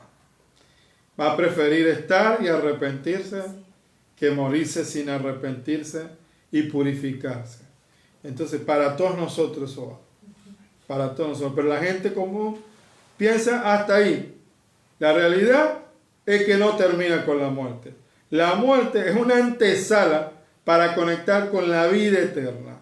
Así como una semilla que se tiene que pudrir dentro de la tierra, así el cuerpo, cuando es sepultado, preparado realmente, ¿ve? Está preparado realmente la conciencia de la Neshama que va a resucitar. Por ello, dentro de los 248 huesos principales que tiene la persona, hay un huesito que apenas se puede captar llamado luz. Ese huesito va a resurgir todo el cuerpo y habrá Tejiat Hametim. Tejiat Hametim, que es la resurrección de los muertos. Por ello es que la esperanza de la inmortalidad tiene que ver con Hamashiach. Vamos a ver 1 Corintios, con lo que dijo Rashaul, 1 Corintios 15. Además, os declaro, hermanos, que la Besorá Olam, las buenas nuevas que le he predicado, el cual también recibiste, en el cual también perseveráis, por el cual asimismo, si retenéis la palabra que os he predicado, sois salvos, si no creéis en vano. Porque primeramente os he enseñado lo que asimismo recibí, que Mashiach murió por nuestros pecados conforme a las Escrituras, y que fue sepultado y que resucitó al tercer día conforme a las Escrituras, y que apareció a Kefas, después a los 12, después apareció a más de 500 hermanos a la vez, de los cuales muchos viven aún y otros ya duermen. Después apareció a Jacob, después a todos los Sheluchim, y al último de todos, como un abortivo, me apareció a mí, porque yo soy el más pequeño de los Sheluchim, de los enviados, que no soy digno de ser llamado Shaliach, porque perseguí a la Keilah de Elohim, pero por la bondad de Elohim soy lo que soy, y su bondad no ha sido en vano para conmigo. Antes he trabajado más que todos ellos, pero no yo, sino la bondad de Elohim que está conmigo. Porque, o sean ellos, así predicamos y así habéis creído. Pero si se predica de Mashiach, que resucitó de los muertos, ¿cómo dicen algunos entre vosotros que no hay resurrección de muertos? Porque si no hay resurrección de muertos, tampoco Mashiach resucitó. Y si Mashiach no resucitó, vana entonces nuestra predicación, vana también en nuestra emuná. Y si somos hallados falsos testigos de Elohim, porque hemos testificado de Elohim que él resucitó a Mashiach, al cual no resucitó, si en verdad los muertos no resucitan, porque si los muertos no resucitan, tampoco Mashiach resucitó. Y si Mashiach no resucitó, vuestra emuná es vana, aún estáis en vuestros pecados. Entonces, también los que durmieron en Mashiach perecieron. Y si en esta vida solamente esperamos en Mashiach, somos los más dignos de conmiseración de todos los hombres. Mas ahora Mashiach resultado de los muertos, primicia de los que durmieron es esto, porque por cuanto la muerte entró por un hombre, también por un hombre la resurrección de los muertos. Porque así como en Adán todos mueren, también en Mashiach todos serán vivificados, pero cada uno en su debido orden. Mashiach, las primicias, luego los que son de Mashiach en su venida, luego el fin, cuando entregue el reino al Elohim viviente, el Padre. Ahí está lo que se habló. Y también hay que prestar mucha atención cuando dice, porque así en relación con Adán todos mueren en relación con Mashiach, el Adán Sheni, todos serán vivificados. Hay que prestar mucha atención para poder entender esto. Para poder entender este texto. Dice acá, él puso, esto que quede claro, él puso todas las cosas en sucesión bajo su pie. ¿Quién? El Mashiach. Pero cuando dice todas las cosas han sido sujetadas, obviamente no incluye a Adonai, quien es el mismo que somete a todo. Amén. Al Mashiach. Amén. ¿Quién somete al Mashiach? A Kadosh Baruj Hu. Y también dice en el 24, después de la culminación cuando entregue el reino a Adonai, el Padre. Ahí está diciendo claramente que Él va a entregar el reino. Sí, vean allí, entonces para que usted no se confunda. El 24, hasta en Reina Valera aparece eso. Lo que pasa es que hay modificaciones en el Nuevo Testamento, que es conocido, le digo así, no se llama Nuevo Testamento, pero que es conocido, hay modificaciones de cosas originales. El original fue escrito en hebreo, de hebreo al arameo, del arameo al griego, del griego al latín, y así cada interpretación o cada traducción es una interpretación. Y entonces le fueron quitando, agregando, pero acá es muy claro que aquí usted se da cuenta, después de la culminación, cuando entrega el reino ¿a quién? A Adonai el Padre, y cuando haya puesto a fin todo reinado, sí, a toda autoridad y poder.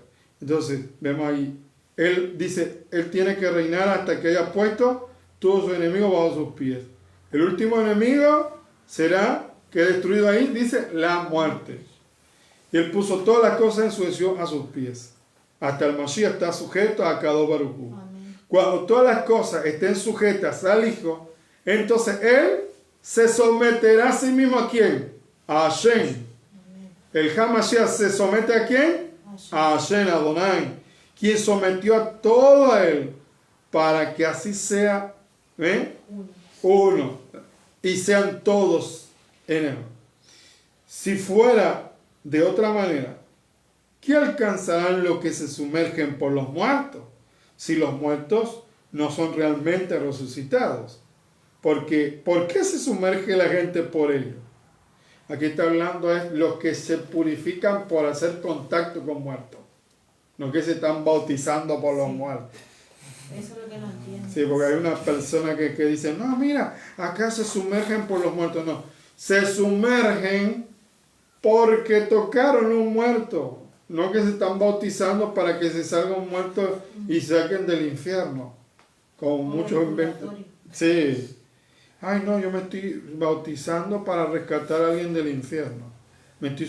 Esto es una enseñanza errónea. Aquí lo que está hablando del que se sumerge es para purificarse, porque por eso dice, si fuera de otra manera, ¿qué alcanzarán los que hacen la mikve por los muertos? O los que se purifican por haber tocado un muerto. Si los muertos no son realmente resucitados, ¿por qué se sumerge la gente por ellos? Por este hecho nosotros mismos, porque no enfrentamos al peligro hora tras hora. Hermanos, por el derecho de jactarme que el Hamashiach Yeshua, nuestro Adón, me da, les digo que solamente, que solemnemente que yo muero todos los días. Aprendas, eso es muy profundo. De ahí, Beba Kaya, sigan leyendo. 32. Si como hombre batallé en Efeso contra fieras, ¿qué me aprovecha? Si los muertos no resucitan, comamos y bebamos porque mañana moriremos. No erréis, las malas conversaciones corrompen las buenas costumbres, velad debidamente y no pecáis, porque si alguno que no conoce a Elohim, para vergüenza vuestra le digo, pero ¿qué dirá este? ¿Cómo resucitarán los muertos? ¿Con qué cuerpo vendrán? Necio. Lo que tú siembras no edifica si no muere antes. Y lo que siembra no es el cuerpo que has de salir, sino el grano desnudo, ya sea de trigo o de otro grano. Pero Elohim le da el cuerpo como él quiso, y a cada semilla su propio cuerpo.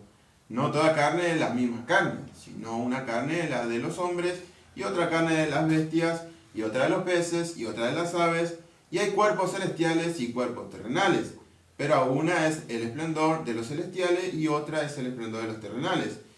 Una es del esplendor del sol y otra de la luna y otra de las estrellas, pues una estrella es diferente a otra en esplendor. Así también es la resurrección de los muertos. Se siembra en corrupción, se resucita en incorrupción. Se siembra en deshonra, se resucita en esplendor. Se siembra en debilidad, se resucita en poder. Se siembra cuerpo animal, resucita cuerpo espiritual. Hay cuerpo animal y hay cuerpo espiritual. Así también está escrito, fue hecho el primer hombre, Adán, alma viviente, el postrer Adán, el Ruach vivificante. Mas lo espiritual no es primero, sino lo animal, luego lo espiritual. El primer hombre es de la tierra, terrenal. El segundo hombre, que es el Adón, es del cielo. ¿Cuál el terrenal? Tales también los terrenales. ¿Y cuál el celestial? Tales también los celestiales. Y así como hemos traído la imagen del terrenal, traeremos también la imagen del celestial. Pero esto digo, hermanos, que la carne y la sangre no pueden heredar el reino de Elohim, ni la corrupción heredará la incorrupción. Y aquí os digo un misterio. No todos dormiremos, pero todos seremos transformados. En un momento, en un abrir y cerrar de ojos, a la final, trompeta, porque se tocará la trompeta y los muertos serán resucitados incorruptibles y nosotros seremos transformados. Porque es necesario que esto corruptible se vista de incorrupción y esto mortal se vista de inmortalidad. Y cuando esto corruptible se haya vestido de incorrupción y esto mortal se haya vestido de inmortalidad, entonces se cumplirá la palabra que está escrita. Sorbidas la muerte en triunfo. ¿Dónde está, oh muerte, tu aguijón? ¿Dónde es sepulcro tu triunfo? Ya que el aguijón de la muerte es el pecado y el poder del pecado, la Torá. Mas todas sean dadas a Adonai, nuestro Elohim, que nos ha dado el triunfo por medio de nuestro Adón, Yeshua HaMashiach. Así que, hermanos míos, estad firmes, constantes, creciendo en la obra del Adón siempre, sabiendo que vuestro trabajo en el Adón no es en vano. Entonces, miren esto. Muchos secretos están acá. Acá hay... Eso lo voy a dejar como tarea. Y eso se hace como un puente con Sí, la segunda. sí, le voy a dar esto como tarea. Que se lean esto tranquilamente en sus hogares. Este texto clave. Mira, acá cuando dice solo toma... les digo un secreto, dice acá. No todos moriremos, pero todos seremos transformados. Eso sí. ¿Qué es lo que está diciendo acá? Yo escuché una persona ignorante, bien ignorante, que dijo, mira, es lo que dijo, no todos moriréis, se murió ya hace rato. Jijiji, esta persona es ignorante. ¿Sí? No se cumplió, así que es falso profeta. No, Hasbe Shalom, mentira. Eso no es así. Él lo que está hablando acá es a futuro. Él está diciendo, mira, si llegara este momento, no todos moriremos. Él está diciendo, pero ¿cuándo va a llegar? Él dice, solo tomará un momento, un abrir y cerrar de ojos al shofar final, porque el shofar sonará y los muertos serán resucitados para vivir eternamente y nosotros también seremos transformados. Es lo que está hablando de futuro. Está diciendo, mira, si llegase a pasar a este momento, no todos moriremos.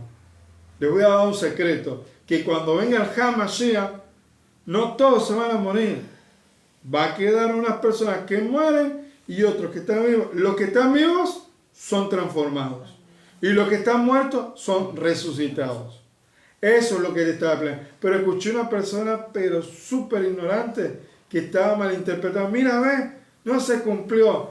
Porque una persona no está viendo lo que dice ahí, claro. Todo judío verdadero sabe bien Y eso está en el que todo judío, si sigues al Rambam, eso está en los 13 principios. En los 13 principios del Rambam dice que creen en la resurrección de los muertos. Entonces, aquí vemos. ¿De dónde Rash Shaul sacó todo esto? Osea 13, 14, y con esta culminamos esta primera parte. Ya saben que hay que estudiar. Osea 13, 14.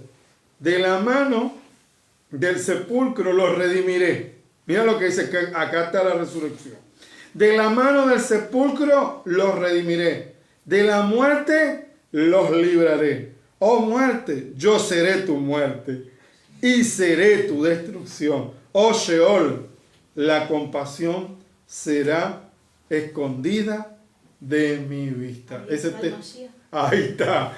Entonces, Osea 13, 14. Beba que allá estudie lo que le he dicho, porque esto es secretos revelados por el Rabí Shaul. Rabí Shaul, conocido como todo el mundo como el Señor y Padre. mal interpretado por muchos. Mal interpretado por muchas personas, mal comprendido, en donde fueron torcidas sus escrituras. Vamos a dar una bendición. Baruch atah Adonai Eloheinu melech haolam, asher natan lanu Torah Torah emet v'hayolam natan betujenu, Baruch atah Adonai noten haTorah. Bendito eres tu Adonai, Elohim nuestro, soberano del universo, que nos ha entregado su Torah, una Torah de la verdad, y has implantado en nuestro interior la vida eterna. Bendito eres tu Adonai, donador de la Torah, por los méritos del Melech HaMashiach Yeshua. Amén. Shabbat Shalom.